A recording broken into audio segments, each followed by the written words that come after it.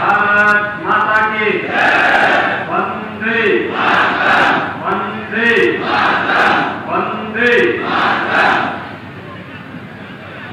ठाकुरवाड़ा विधानसभा क्षेत्र के आज के सम्मेलन में भारतीय जनता पार्टी के लोकप्रिय अध्यक्ष माननीय श्री स्वतंत्र सिंह जी, जनपद के प्रभारी मंत्री और प्रदेश सरकार में मेरे वरिष्ठ सहयोगी जनशक्ति मंत्री डॉक्टर महेंद्र सिंह जी, प्रदेश सरकार में मेरे वरिष्ठ सहयोगी पंचायती राज विभाग के मंत्री चौधरी भूपेंद्र सिंह जी, माननीय सांसद श्री सुरेंद्र नागर जी, जिला पंचायत के अध्यक्ष डॉक्टर शेफाली सिंह जी, कार्यक्रम के संयोजक पूर्व सांसद कुंवर सर्वेश सिंह जी, माननीय सांसद माननीय विधायकगण श्री रितेश गुप्ता जी, श्री राजेश सोनू जी, श्री सुशांत सिंह जी, विधान परिषद सदस्य डॉक्टर जयपाल सिंह जस्त जी, महापौर श्री विनोद अग्रवाल जी, अध्यक्ष राज्य बाल अधिकार संरक्षण आयोग मुरादाबाद डॉक्टर विशेष गुप्ता जी, उपाध्यक्ष खादी उद्योग डॉक्टर श्री गोपाल अंजान जी, अनुसूचित जाति जनजाति आयोग के सदस्य साध्वी गीता प्रधान जी, पिछड़ा वर्ग आयोग के सदस्य श्री गिरीश वर्मा जी, भारतीय जनता पार्टी के जिला के अध्यक्ष श्री राजपाल चौहान जी, महानगर अध्यक्ष धर्मेंद्र मिश्रा जी, आज के इस कार्यक्रम में उपस्थित सभी ब्लॉक प्रमुखगण, सम्मानित जनप्रतिनिधिगण और मुरादाबाद के खासतौर पर ठाकुरवाड़ा विधानसभा क्षेत्र से गांव से यहाँ पर उपस्थित सभी भाइयों बहनों, आज लगभग 70 करोड़ रुपए की लागत से इस विधानसभा की तमाम परियोजनाओं के लोकार्पण और शिलान्यास के कार्यक्रम में भारतीय जनता पार्टी के सभी जनप्रतिनिधि आपके बीच में यहां पर उपस्थित हुए हैं। मैं राज्य सरकार की ओर से इन सभी लोकार्पण होने वाली परियोजनाओं को और शिलान्यास होने वाली परियोजनाओं के लिए आप सबको हृदय से बधाई देता हूं, अपनी शुभकामनाएं देता हूं। साथ ही साथ यहां पर 2 ऑक्सीजन प्लांट का भी शुभारंभ हो रहा है। आपने देखा होगा दुनिया अभी कोरोना महामारी से पूरी तरह उभर नहीं पाई है और कोरोना की दूसरी लहर में हमारे सामने जो सबसे बड़ी चुनौती थी वह थी ऑक्सीजन की। हम आभारी हैं प्रधानमंत्री मोदी जी के, जिनके कारण ऑक्सीजन में उत्तर प्रदेश का हर जनपद अब आत्मनिर्भरता के लक्ष्य को प्राप्त करता है और आज मुरादाबाद को 2 ऑक्सीजन प्लांट चालू स्थिति में प्राप्त हो रहे हैं। इसके लिए मुरादाबाद के सभी नागरिकों को बधाई देता हूं और इसकी पहल करने वाले अपने सभी जनप्रतिनिधियों को हृदय से धन्यवाद भी देता हूं। भाइयों बहनों, 2017 में अगर ठाकुरवाड़ा से भी भारतीय जनता पार्टी का विधायक चुना गया होता तो याद करिए, जैसे मुरादाबाद की उन विधानसभाओं में जहां पर भारतीय जनता पार्टी के विधायक मेहनत कर रहे, दिन रात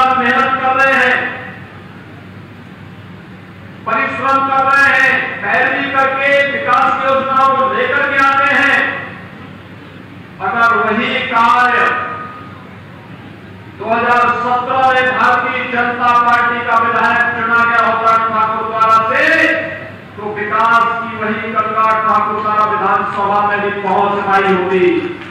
लेकिन भाइयों बहनों, इस सब के बावजूद सरकार विकास की योजनाओं को लेकर के आपके पास आई है। विकास की योजनाओं के लिए परिश्रम करना पड़ता है, शासन में बार बार जाकर के अपनी बात को रखना पड़ता है, स्थानीय स्तर की समस्याओं का समाधान करना होता है, और तब विकास आता है। कोई विधायक भाजपा का ऐसा नहीं जिन्होंने अपनी विधानसभा क्षेत्र में 1500-2000 करोड़ रुपए से कम के कार्य न कराए हो। लेकिन जहां पर विपक्ष के विधायक हैं, उनको विकास से कोई मतलब ही नहीं। उनके लिए विकास तो केवल स्वयं का विकास होता है। उनके लिए विकास तो सिपाही खानदान का विकास होता है। उनके लिए विकास तो स्वयं के विकास से बाहर सोच करके नहीं होता है। और इसलिए भाइयों बहनों, जो चूक 2017 में हुई उसकी पुनरावृत्ति न हो, इसलिए 6 महीने पहले आपको याद दिलाने के लिए मैं आपके बीच आया हूं। मैं आपको धन्यवाद दूंगा एक बात के लिए कि आपने जिला पंचायत के अध्यक्ष भारतीय जनता पार्टी के प्रत्याशी को विजयी बनाया है, और हमारे तमाम ब्लॉक प्रमुख भी जिले के अंदर अलग अलग विकास खंडों के अंदर चुने गए हैं। ये सभी विकास में रुचि ले रहे हैं। जैसे हमारे विधायकगण, विधान परिषद सदस्यगण रुचि ले रहे हैं, वैसे ही वे भी विकास में रुचि ले रहे हैं। और निश्चित ही इसका लाभ मुरादाबाद की जनता जनार्दन को अवश्य प्राप्त होगा, इसमें कोई संदेह नहीं होना चाहिए। आप याद करिए, इससे पहले गांव में सड़कें नहीं थी, पता ही नहीं लगता था कि खेत है या सड़क है। आज तो जिला पंचायत के द्वारा नई, पहले तो हॉट मिक्स प्लांट की सड़कें गांव में बनाई जा रही हैं, और दूसरा एक नई तकनीक के साथ ही जिला पंचायत अब सड़कों के निर्माण की कार्रवाई को आगे बढ़ा रहा है। और भाइयों बहनों, आप देखना, एक टिकाऊ सड़कें आने वाले 50 वर्षों तक गांव की बदलने का कार्य करेंगी। जब अच्छी सरकार आती है तो विकास की सोच लेकर के आती है। जब गंगा भड़काने वाली, अराजकता फैलाने वाली, माफिया और अपराधियों को संरक्षण देने वाली भ्रष्ट प्रवृत्ति की सरकार आती है, तो फिर आम जनमानस का जीना हराम हो जाता है। लेकिन आपने देखा होगा, हमारी सरकार 2017 में आई थी, आपने प्रधानमंत्री मोदी जी का और उस समय के भारतीय जनता पार्टी के अध्यक्ष माननीय श्री अमित शाह जी के आह्वान पर भारतीय जनता पार्टी के प्रत्याशियों को वोट दिया। पिछले 4.5 वर्ष के अंदर आपने प्रदेश की बदलती हुई तकदीर और तस्वीर को देखा होगा। भाइयों बहनों, 2017 के पहले प्रदेश के अंदर बिजली केवल 4 जनपदों में मिलती थी, बाकी जनपद अंधेरे में रहते थे। आज तो हमने तय कर दिया 2017 से ही कि गांव हो या शहर, हर जगह समान रूप से पूरे प्रदेश के अंदर बिजली मिलनी चाहिए, और बिजली की समान आपूर्ति प्रदेश के अंदर की जाएगी। आपदा को छोड़ दें तो शेष कोई भेदभाव नहीं। आपदा में बचाव के उपाय करने पड़ते हैं, तो दुर्घटना न होने पाए इसके लिए बचाव करना पड़ता है, क्योंकि हर मनुष्य का जीवन में बहुमूल्य है, और मनुष्य के जीवन के बहुमूल्य को ध्यान देखते हुए सरकार कुछ निर्णय उस समय लेती है। लेकिन सामान्य दिनों में हर एक व्यक्ति को बिजली उपलब्ध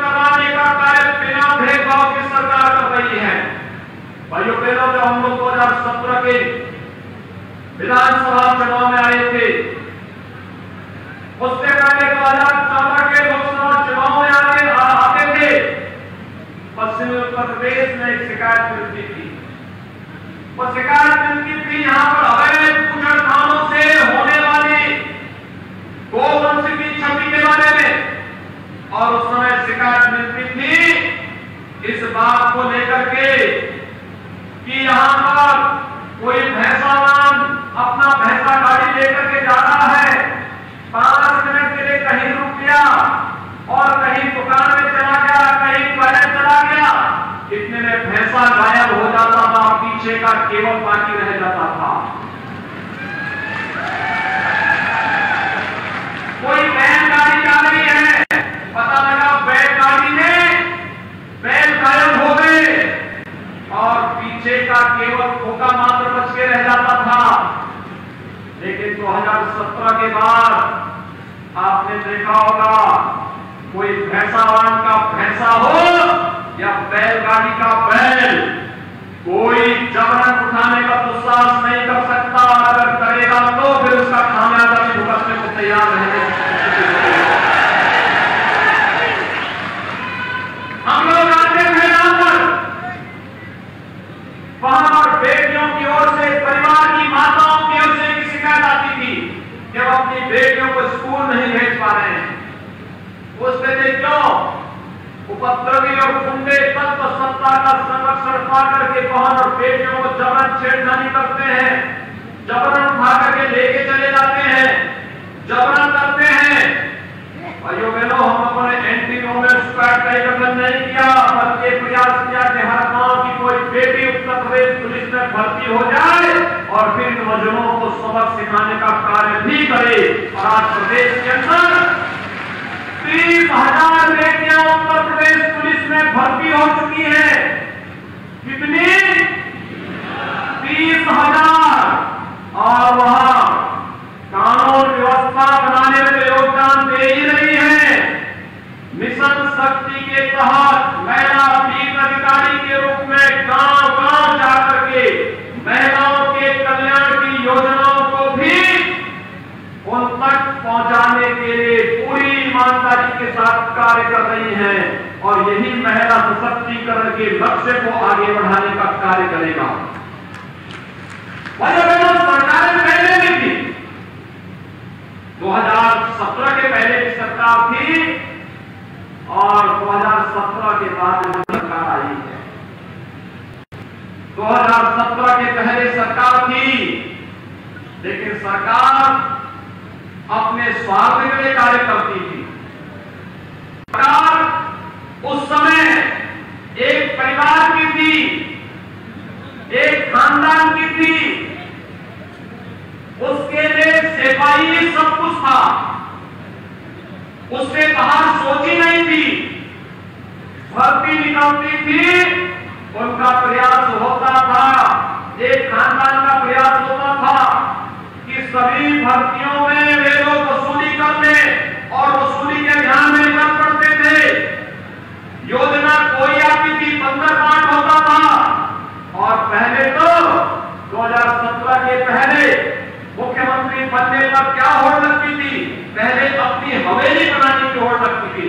और हमारी सरकार आई, हमने कहा कि किसी मुख्यमंत्री के लिए, किसी मंत्री के लिए स्वयं का आवास और हवेली महत्वपूर्ण नहीं, सबसे पहली प्राथमिकता होनी चाहिए गांव का गरीब और मोहल्ले का गरीब।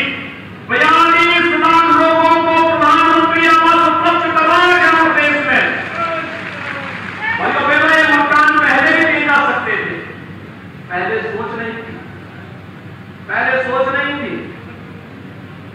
पहले इन्होंने पेंशन को भी पार्टी से जोड़ करके समाजवादी पेंशन चलाई, और समाजवादी पेंशन किसी वृद्धजन को नहीं, किसी निराश्रित महिला को नहीं, किसी अनाथ बच्चे को नहीं, किसी दिव्यांगजन को नहीं, ये पेंशन किसको दी जाती थी? समाजवादी पार्टी के कैडर को दी जाती थी। पैसा सरकार का, पैसा जनता जनार्दन का। और उसको समाजवादी पार्टी के कैडर को बांट करके प्रदेश के खजाने को खाली करने का प्रयास होता था। लेकिन आज हर निराश्रित महिला को पेंशन प्रदेश सरकार दे रही है, हर अनाथ बच्चे को सहयोग सरकार कर रही है और हर उस बुजुर्ग को जिसका कोई देखभाल करने वाला नहीं है उसको सरकार अपनी योजनाओं से जोड़ करके पेंशन की सुविधा का लाभ भी दे रही है। आज कोई नौकरी के नाम पर वसूली नहीं कर सकता और अगर वसूली करेगा तो उत्तर प्रदेश सरकार की जेलें उसका इंतजार करती है कि कब ये आएगा जिसको जेल के अंदर बैठाने का कार्य करेंगे।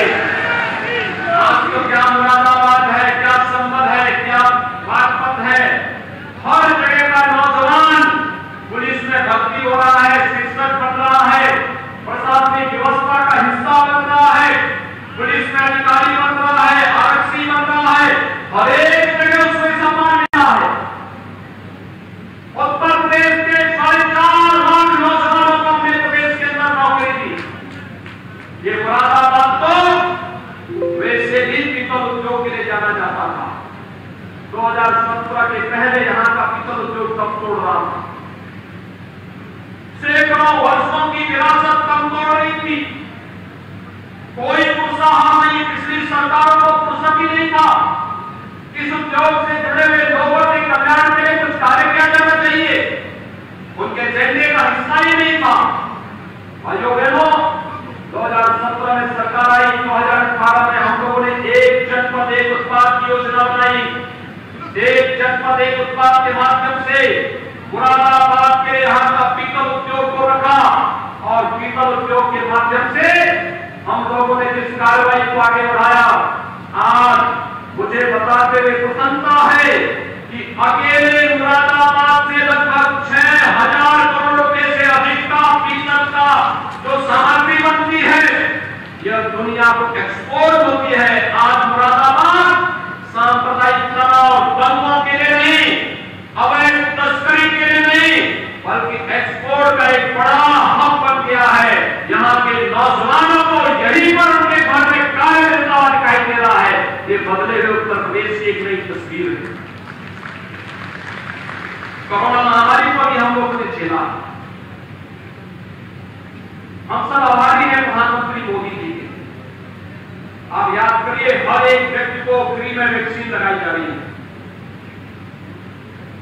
मुरादाबाद के अंदर 14 लाख लोगों को वैक्सीन की डोज दी जा चुकी है। 14 लाख लोगों को मुरादाबाद जनपद में।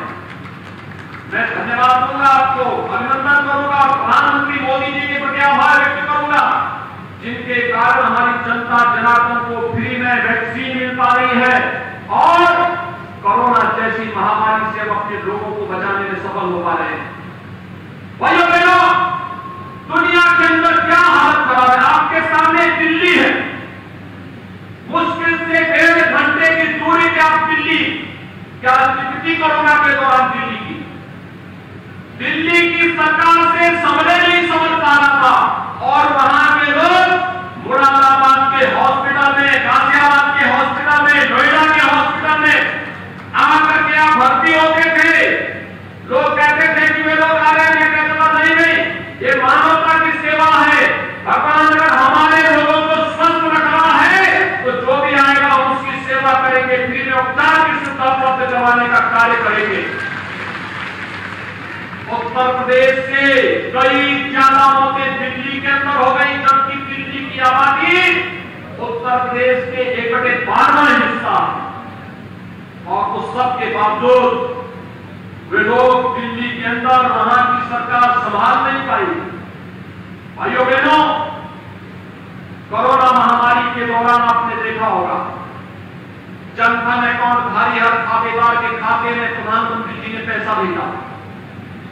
किसान सम्मान निधि प्राप्त करने वाले हर किसान के खाते में पैसा भेजा। वृद्धावस्था पेंशन राशि पहला पेंशन धारक के खाते में पैसा भेजा।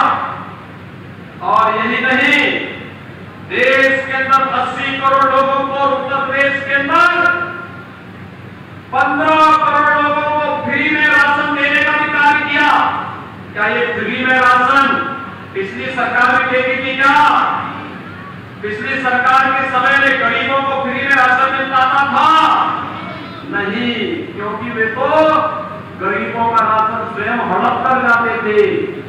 कहां से वे लोग गरीबों का राशन देते?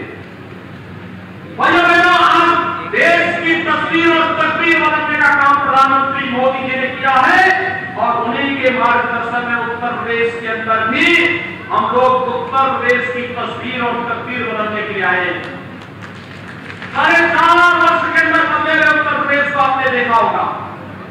उत्तर प्रदेश के अंदर हमने वही फॉर्मूला लागू किया। आपको याद होगा, जब भारतीय जनता पार्टी का कार्यकर्ता आपके पास आता था, डॉक्टर श्यामा प्रसाद मुखर्जी की जयंती मनाता था, तो हम लोग कहते थे कि डॉक्टर श्यामा प्रसाद मुखर्जी ने कहा कि एक देश में 2 प्रधान 2 किसान 2 विधान नहीं चलेंगे।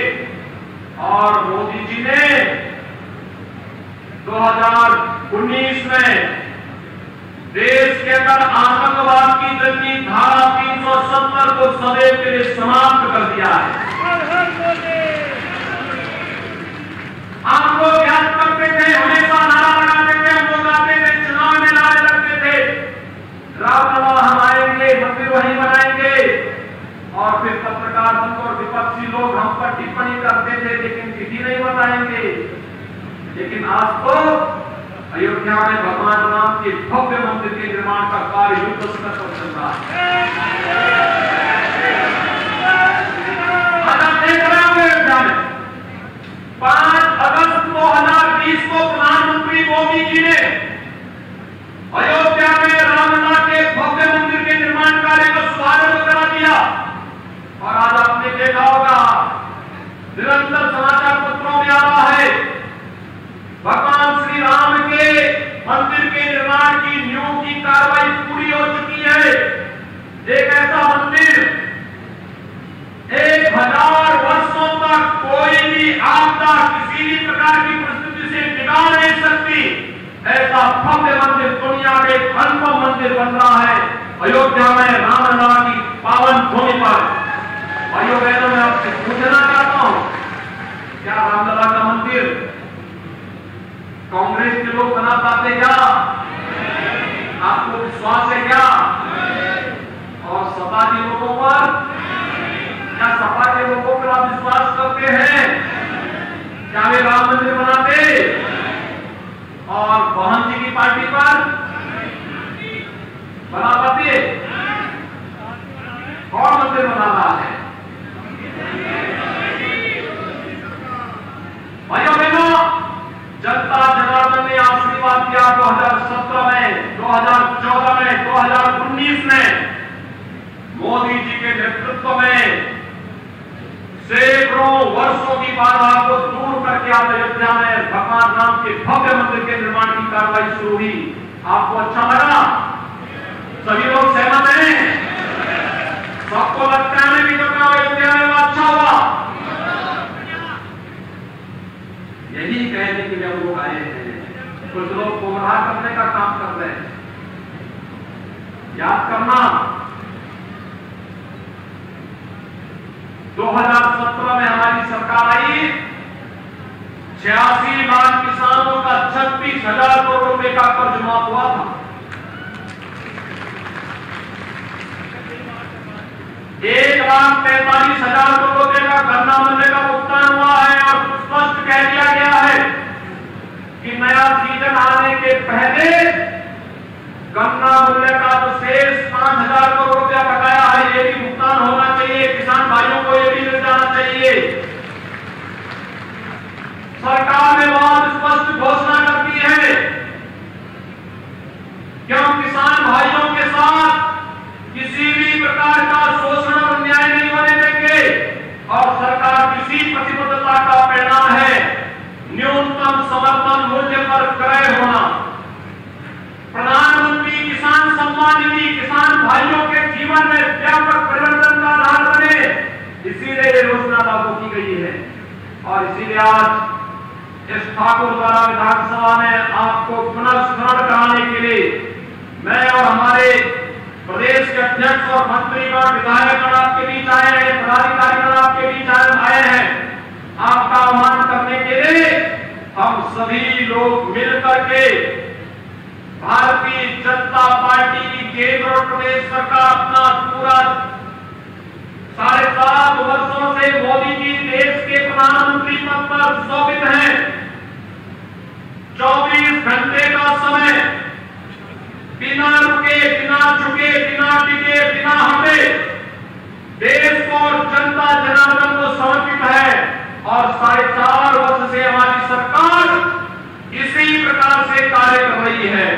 अगले 6 महीने का कार्यकाल बहुत महत्वपूर्ण होगा भाइयों बहनों। आप लोग क्या 6 महीने का समय हम 4.5 वर्ष जनता जनार्दन को समर्पित करते हैं, क्या आप भी 6 महीने का समय भारतीय जनता पार्टी के यहाँ पर 1947 के आसपास आने वाले जितने भी पाकिस्तान, बांग्लादेश और अन्य देशों से जो लोग आए थे उनके जमीन के पट्टों से संबंधित मामले लंबित पड़े हुए और हमारी सरकार ने एक कमेटी का गठन भी किया है। जब सुशांत सिंह के नेतृत्व में ये सभी किसान मेरे पास आए थे, हमने एक कमेटी का गठन किया है। भाइयों बहनों, हम लोग इस समस्या का समाधान करने के लिए पूरी प्रतिबद्धता के साथ तैयार हैं। आपको याद होगा विपक्ष नहीं चाहता है कि इनकी समस्या का समाधान हो, क्योंकि विपक्ष तो आपके मार्ग में रोड़े बनना चाहता है। विपक्ष ने तो जो कानून मोदी जी ने बनाया था सीएए का, उस कानून के तहत पाकिस्तान, बांग्लादेश और अफगानिस्तान से आने वाले और हिंदू को प्रदेश के अंदर नागरिकता देने का अधिकार भी दिया गया था और वह दिया भी जाना है। लेकिन विपक्षियों ने कितने बड़े बड़े आंदोलन करवाए थे, दंगे करवाने के प्रयास किए थे और पंगा इस हद तक करवाने का प्रयास की निर्दोष व्यापारियों के प्रतिष्ठानों को जलाएंगे। और इसीलिए मैंने कहा अगर यहाँ जलाओगे तो फिर तुम्हारी पूरी आने वाली पीढ़ी इसका भुगतान भी करेगी, याद रखना।